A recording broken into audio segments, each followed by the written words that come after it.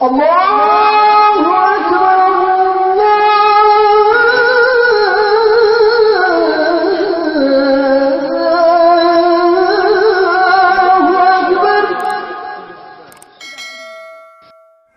ইসলামের বাণীর প্রচারে অন্ধকার থেকে আলোর পথে জীবনদানের জন্য যুগে যুগে মহৎ সৎ ও আদর্শ পবিত্র বাণী নিয়ে মানবতার কল্যাণে মহৎ আদর্শবাদীরা আলোকিত পথ দেখিয়েছেন মানুষকে।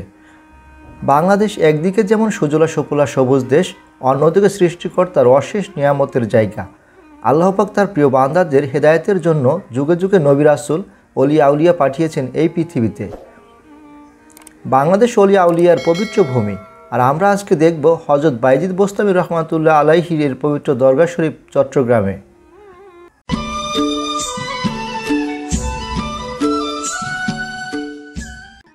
হযরত সাহাবা ইকরাম রাদিয়াল্লাহু আনহু থেকে শুরু করে আজ পর্যন্ত অনেক গাউস কুতুব আল্লাহ ওলিগণ এই দেশে আগমন করেছেন মানুষকে সত্যের পথ দেখাতে।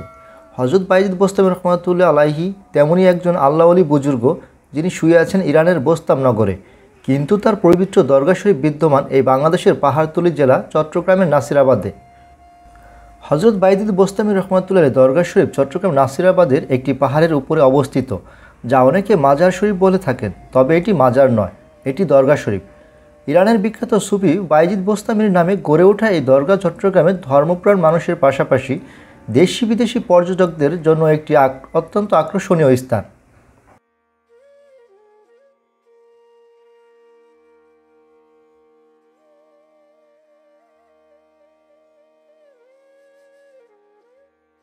হযরত বাইজিদ বোস্তামী রহমাতুল্লাহ আলাইহি পৃথিবীর ইতিহাসে একজন প্রখ্যাত সুফি সাধক হিসেবে খ্যাতি অর্জন করেন।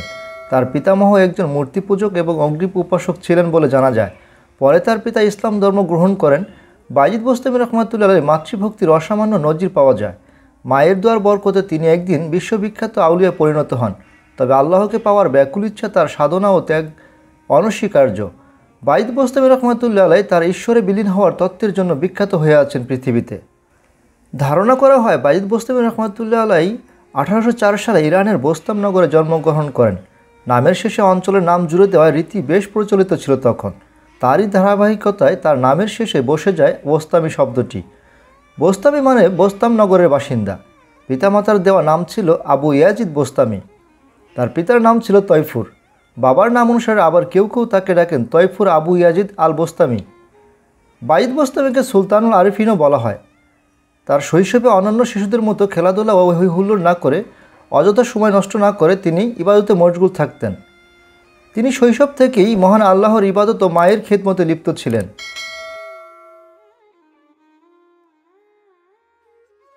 তার ছোটবেলার জনপ্রিয় একটি কাহিনী আমরা স্কুলে থাকতে পড়ে এসেছি, যেখানে বাইজিদের মাতৃভক্তির পরিচয় পাওয়া যায়। এক রাতে তার ধার্মিক মা ঘুম ভেঙে গেলে পানি পান করতে চাইলেন, কিন্তু তখন ঘরে পানি ছিল না। তখন বালক বাইজিদ পানি আনতে বাহিরে গেলেন। দূরের এক ঝর্ণা থেকে পানি আনতে আনতে তার মা ঘুমিয়ে গেলেন, কিন্তু বাইজিদ মায়ের ঘুম না ভাঙিয়ে শিয়রে দাঁড়িয়ে রইলেন।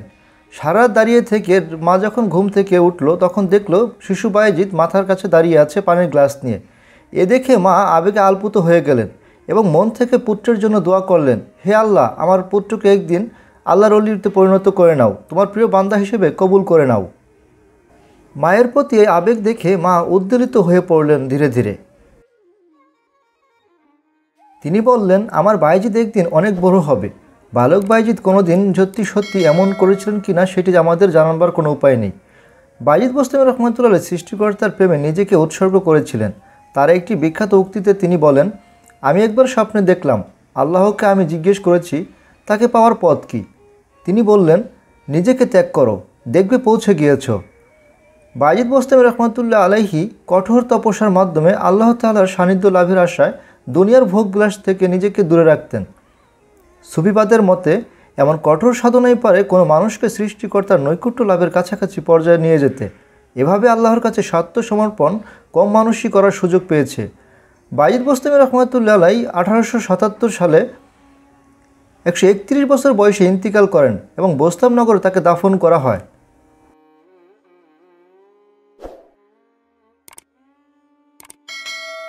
হযরত বাইজিদ বোস্তামী রহমাতুল্লাহ আলাইহি চট্টগ্রামে এসেছিলেন বলে অনেকে দাবি করে থাকেন, তবে এই অঞ্চলে তার আগমন কোনো ঐতিহাসিক বর্ণনা খুঁজে পাওয়া যায় না। ধারণা করা হয় সুফি সাধক ও অলিয়াউলিয়াগণ চট্টগ্রাম ইসলাম প্রচারের জন্য এসেছিলেন এবং তারা পাহাড়ের ওপরে আস্তানা গেড়ে সেখানে ইবাদতে মশগুল থাকতেন এবং সেখানে তিনি দরগা প্রতিষ্ঠা করেন বলে জানা যায়। সর্বপ্রথম 1831 সালে পাহাড়ের উপরিভাগে একটি দেয়াল ঘেরা আঙ্গিনার মাঝে আবিষ্কার করা হয়। আঙ্গিনার ঠিক মাঝামাঝি একটি শবাধার অবস্থিত। পরবর্তীতে সমাধি স্থলটি আধুনিক কাঠামো দ্বারা প্রতিস্থাপিত করা হয়। সমাধি পাহাড়ের পাদদেশে একটি 3 গম্বুজ বিশিষ্ট মোগল রীতির আয়তাকার মসজিদ এবং একটি বিশালাকার দিঘি আছে। স্থাপত্য শৈলীর থেকে ধারণা করা হয় মোগল সম্রাট আওরঙ্গজেব এর আমলে মসজিদটি নির্মাণ করা হয়েছিল। জনশ্রুতি আছে যে বায়েজিদ বোস্তামী রহমাতুল্লাহ আলাইহি চট্টগ্রামে আগমন করেছিলেন। চট্টগ্রামে অবস্থান করে প্রস্থানকালে ভক্তকুল তাকে থেকে যাওয়ার অনুরোধ করলে তিনি তাদের ভালোবাসা ও ভক্তিতে মুগ্ধ হয়ে কনিষ্ঠ আঙ্গুল কেটে কয়েক ফোঁটা রক্ত মাটিতে পড়ে যেতে দেন। আর কি বলার আছে আমাকে বলেন। মানে এখানে মানুষ যে আসে দরগা বা মাজার সবাই আসে মনে করেন জিয়ারত করে হযরত বায়েজিদ বোস্তামীর কেউ এই যুগ্ন 12 বলে হইছে ইসলাম প্রচার করছিল আর কি বসে এখানে বসে আগুন জ্বালাইছিল, জ্বালা ইসলাম প্রচার করছে। মাজার ন বলে হইছে না 12 দেশে ছিটে গেছে। এখানে কি উনি ধারণা করা হয় হযরত বায়েজিদ বোস্তামী রহমাতুল্লাহ আলাইহি পাহাড়ের উপরে আস্তানা গেড়ে ইবাদতে মশগুল থাকতেন এবং এই স্থানটিকে দরগা হিসেবে বেশ পরিচিত লাভ করে। পরবর্তীতে ওই রক্ত ফোঁটা পড়ার জায়গাটি হযরত বায়েজিদ বোস্তামীর নামে রাজার শরীফ গড়ে ওঠে। অনেকে বলেন বোস্তামী নিজেই মাজার গড়ে তোলার কথা বলে গিয়েছিলেন। এই জনশ্রুতির পক্ষে অষ্টাদশ শতাব্দীর চট্টগ্রামে কিছু কবির কবিতা উল্লেখ করা হয় যেখানে শাহ সুলতান নামক একজন মনীষীর নাম বর্ণিত আছে। বায়েজিদ বোস্তামীকে যেহেতু সুলতানুল আরিফিন বলা হয়, সেই সূত্রে এই শাহ সুলতান ও সুলতানুল আরিফিনকে একই ব্যক্তি হিসেবে ধারণা করা হয়। হযরত বায়েজিদ বোস্তামী রহমাতুল্লাহ আলাইহি যখন ছোট ছিলেন তার পিতামাতা তখন থেকেই বিদ্যা শিক্ষার উপর বিশেষ নজর দিয়েছিলেন। শিক্ষা অর্জনের জন্য বোস্তামীর পিতামাতা তার জন্য বাসায় কয়েকজন শিক্ষক নিয়োগ করেন। তার বয়স বাড়ার সঙ্গে সঙ্গে গৃহশিক্ষকের ওপর নির্ভর করতে না পারায় তাকে মাদ্রাসায় ভর্তি করিয়ে দেওয়া হয়, কিন্তু কিছু সময়ের মধ্যেই তার পিতা মৃত্যুবরণ করেন। তবে পিতা মৃত্যুর পর শিক্ষাজীবন ব্যাহত করতে পারেননি তিনি, কারণ বায়েজিদ বোস্তামী রহমাতুল্লাহ আলাইহির মাতা ছিলেন অত্যন্ত বুদ্ধিমতী মহিলা এবং ধার্মিক। স্বামীর অকাল মৃত্যুতে তিনি বিচলিত হননি। তার পারিবারিক আর্থিক অবস্থা ছিল মোটামুটি। বায়েজিদ বোস্তামী রহমাতুল্লাহ আলাইহি মেধাবী ছাত্র ছিলেন, তাই মাদ্রাসায় তিনি সহজেই শিক্ষকদের সুনজরে আসেন। একদিন তিনি বাড়ি গিয়ে তার মাকে বললেন, আল্লাহর খেদমতে আমাকে ছেড়ে দিতে হবে, আমি সম্পূর্ণভাবে আল্লাহর গোলাম হব। মা বললেন, আমি তোমাকে আল্লাহর ইবাদতে ছেড়ে দিলাম। তারপর তিনি মায়ের কাছ থেকে বিদায় নিয়ে চলে যান ধর্মীয় জ্ঞান অর্জনের জন্য। উচ্চ মাকাম অর্জনের জন্য 113 জন বিশিষ্ট শিক্ষকের কাছ থেকে প্রয়োজনীয় নির্দেশনা ও অনুপ্রেরণা লাভ করেন। তার বিশিষ্ট শিক্ষকের মধ্যে হযরত ইমাম সাদিক ও হযরত ইমাম শফিক বলকি রহমাতুল্লাহ আলাইহি ছিলেন অন্যতম।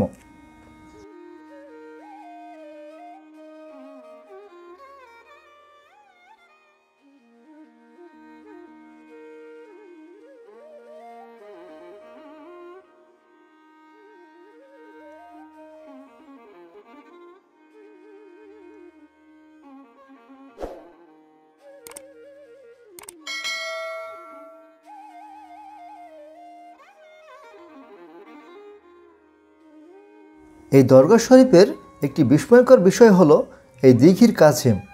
1931 সালে প্রাণীবিজ্ঞানী ম্যালকম স্মিথ তার ফনা অফ ব্রিটিশ ইন্ডিয়া গ্রন্থে উল্লেখ করেন, ভারতবর্ষে নিলসোনিয়ান নিগারিকেন টার্টেল কাসিম একমাত্র বায়েজিদ বোস্তামীর মাজারে পাওয়া যায়, যা খুবই বিরল প্রজাতির কাসিম। চট্টগ্রাম নগরীর একটি পাহাড়ে অবস্থিত বায়েজিদ বোস্তামীর দরগা বা মাজারটির পাদদেশে রয়েছে এই বিশালাকার পুকুর বা দিঘি। আর এই পুকুরের মূল আকর্ষণ বিস্ময়কর কচ্ছপগুলো, সাথে রয়েছে গজার মাছ। এই কচ্ছপ আন্তর্জাতিকভাবে স্বীকৃত অত্যন্ত বিরল এবং বিপন্নপ্রায় প্রজাতি। বর্তমানে বায়েজিদ বোস্তামীর মাজার ছাড়া তাদের বিশ্বের আর কোথাও দেখা যায় না, তাই দেশি বিদেশি পর্যটকদের জন্য খুব আকর্ষণীয় এই কাছিমগুলো। বিশালাকার কচ্ছপগুলো দেখলে বিস্ময় অতবাক হতে হয়। এই কচ্ছপগুলোর অনেকেই বয়স প্রায় 200 থেকে 250 বছর। মাজারের বরাবর এই কচ্ছপগুলোকে প্রতিদিনই দর্শনার্থীরা খাবার দেন। স্থানীয় লোকজনের বিশ্বাস, হযরত সুলতানুল আরিফিন বায়েজিদ বোস্তামী রহমাতুল্লাহ আলাইহি ইরান থেকে চট্টগ্রামে আসার সময় কাসিমগুলো সাথে নিয়ে এসেছিলেন। প্রাণীবিজ্ঞানীদেরও ধারণা ছিল বাইজিদ বোস্তামি রহমাতুল্লাহ আলাইহি কাসিমগুলো উপমহাদেশের কোনো প্রাণী নয়, এটি ইরান বা পারস্যের প্রাণী।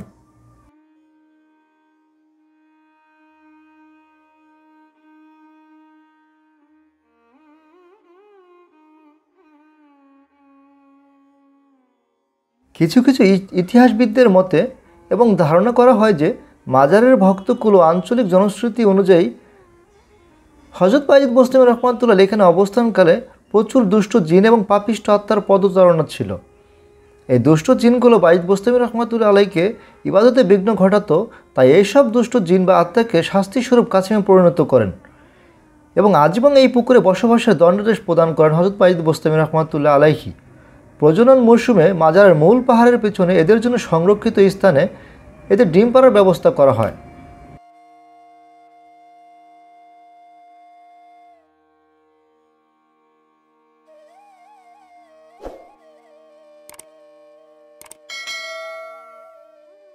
হযরত বাইজিদ বোস্তামি রহমাতুল্লাহ আলাইহির কিছু অমীয় বাণী। একবার তার কাছে প্রশ্ন করা হলো, মানুষ আত্মশুদ্ধির চূড়ান্ত পর্যায়ে কখন পৌঁছাতে পারে? তিনি জবাব দিলেন, যখন মানুষ সৃষ্টিজগৎ থেকে পৃথক হয়ে নির্জনে নিজের দোষ ত্রুটির কথা চিন্তা ভাবনা করে এবং তা থেকে নিজেকে শুধরে নেয়। তিনি আরও বলেন, এর দ্বারা আল্লাহর নৈকট্য হাসিল হয়। বাইজিদ বোস্তামিকে লোকেরা জিজ্ঞেস করল, হুজুর, নামাজের খাঁটি ও আসল পরিচয় কি?